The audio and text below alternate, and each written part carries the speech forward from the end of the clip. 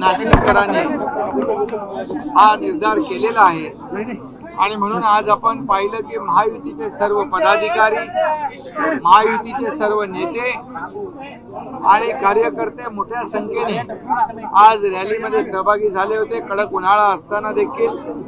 आणि यावरून आपण अंदाज लावू शकता की येणाऱ्या या नाशिक आणि दिंडोरीच्या निवडणुकीमध्ये हेमंत गोडसे आणि भारतीताई पवार प्रचंड मताधिक्याने विजय होतील असा आम्हाला विश्वास आहे।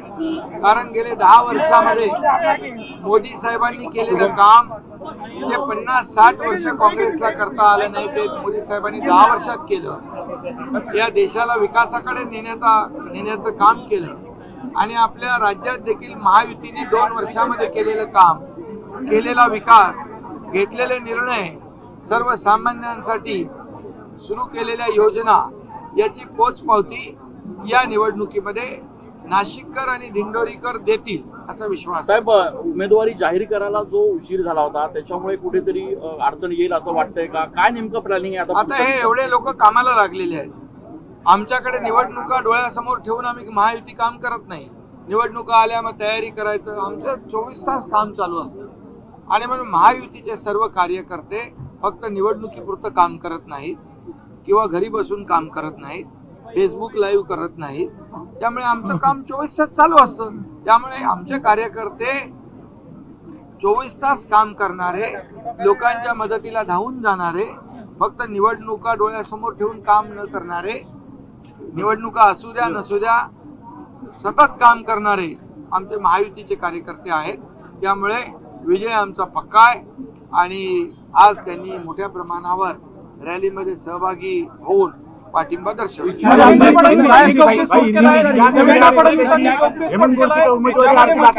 महाविकास आघाडीचं सरकार कोसळल्यानंतर उद्धव ठाकरेंनी देवेंद्र फडणवीसांना फोन केला होता, तुम्हाला मुख्यमंत्री करतो, तुम्ही सोबत या, असंही त्यांनी म्हटलेलं आहे। कसं बघता याच्याकडे? याच्यामध्ये सत्यता आहे, वस्तुस्थिती आहे। कारण शेवटी जेव्हा आम्ही बाहेर गेलो त्यावेळेस त्यांनी हे प्रयत्न केले, मलाही प्रयत्न केले की तुम्हाला आम्ही मुख्यमंत्री बनवतो, तुम्ही पुन्हा या। परंतु तुम्ही मुख्यमंत्री बनण्यासाठी हे निर्णय घेतला नव्हता। जेव्हा विचारांची फारकत होते, बाळासाहेबांचे विचार जेव्हा त्याला मूठमाती दिली जाते त्यावेळी वैचारिक भूमिका घेऊन आम्ही गेलो। त्यामुळे मलाही निरोप दिला, दिल्लीलाही त्यांनी प्रयत्न केला की यांना कशाला घेता, आम्ही सगळेच येतो। अख्खी शिवसेना येते, पण त्यांच्याकडे शिवसेना राहिली नव्हती, 50 लोक माझ्या सोबत होते।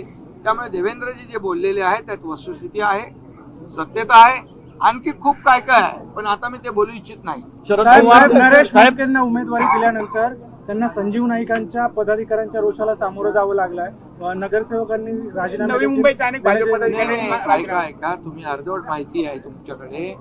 आता नरेश मस्के, प्रताप सरनाईक आणि आमचे लोक नाईक साहेबांना भेटले, संजीव नाईकना भेटले, त्यांच्याशी चर्चा झालेली आहे आणि त्यामुळे महायुतीचं काम हे सर्व लोक करतील। शेवटी महायुती आम्ही करतो कोणासाठी?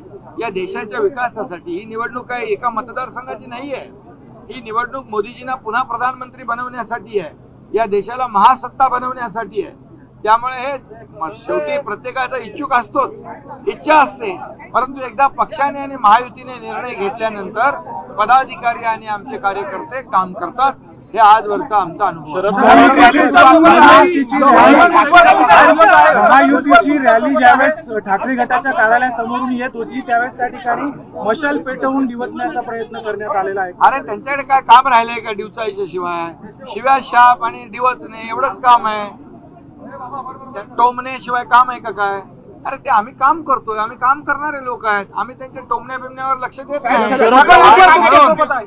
तुम्हाला एकच सांगतो, त्यांना आता काम उरलेलं नाही, आता या निवडणुकीनंतर तर काहीच उरणार नाही। त्यामुळे त्यांचं टोमणे आणि या सगळ्या दिवसने याच्यातच त्यांचं आयुष्य गेलं।